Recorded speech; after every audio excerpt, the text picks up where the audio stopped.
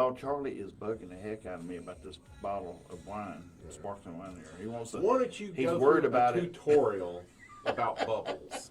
Well, one of the Well, I'll things get all of it. one of the things I'm worried about is that I was asking you if it's a screw-off cap or if it's a cork. You got to put that fancy corkscrew thing in. Neither.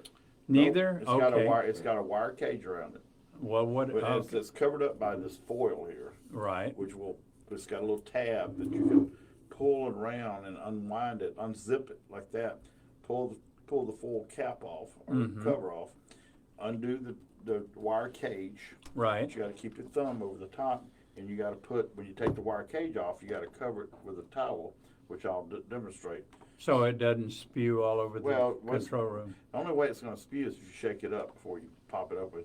If this were if we just won a championship or something, we'd probably do that. Now, if all of this technique it doesn't work, Sean wouldn't be mad if we spewed champagne or sparkling all over his keyboard. And everything. probably.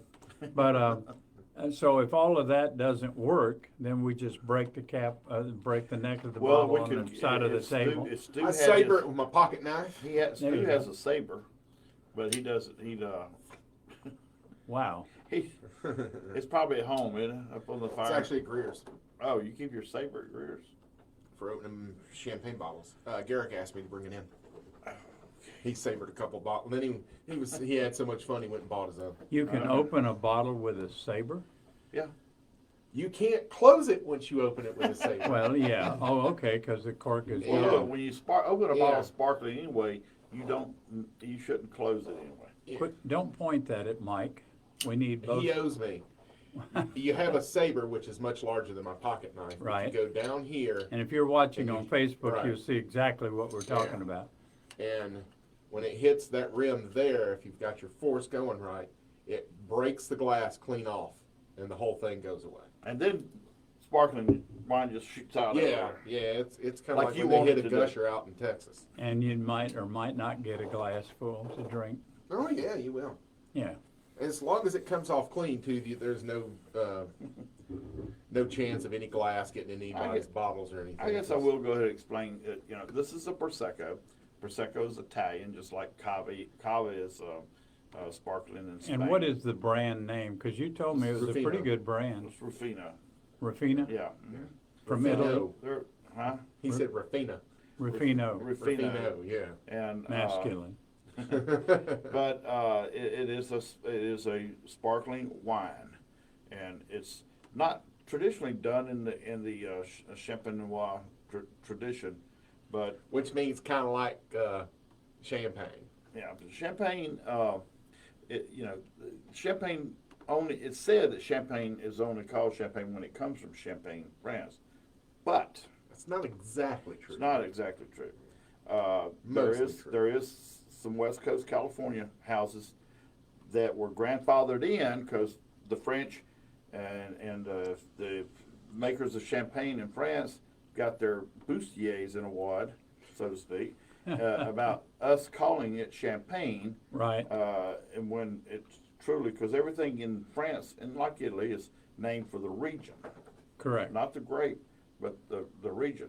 So if it comes out of California, except for the grandfathered vineyards, it has to be called It's called sparkling sparkling wine, wine. even though it may be identical. Well, as long as it's made the traditional Method Noir champagne method, Yeah. Champagne Method Noir, and that's where they got these racks in the tunnels or wherever they make their champagne at. Most places have tunnels, but you like Strasbourg and some of the Napa houses, but they have these riddling racks. The riddling racks are pieces of board with holes in them, and they turn the bottle. This where the cork is. Top of the Down. bottle is downward. And what that does, and they come along, and every day they turn the bottle an eighth of a turn. And they do this all day. They got people, this is all they do is turn the bottles. They riddle the bottle. They're called riddlers.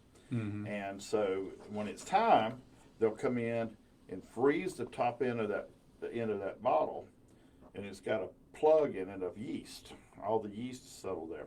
They plug it, they pull it out, and they'll add a little more wine to it, and sometimes egg white, and then they cork it back up and put it back in a rack. And Okay. they do that for years and years and years.